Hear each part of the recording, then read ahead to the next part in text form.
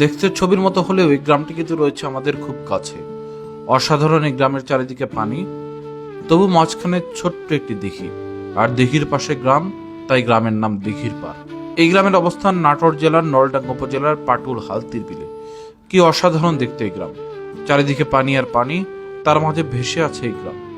বর্ষাকালে 5 মাস এই গ্রামের আকার এমনই থাকে। পানি থাকা অবস্থায় গ্রামে যাবার নৌকা ছাড়া অন্য কোনো উপায় নেই। হাওরের সৌন্দর্য দেখার জন্য আমরা সুনামগঞ্জে যাই।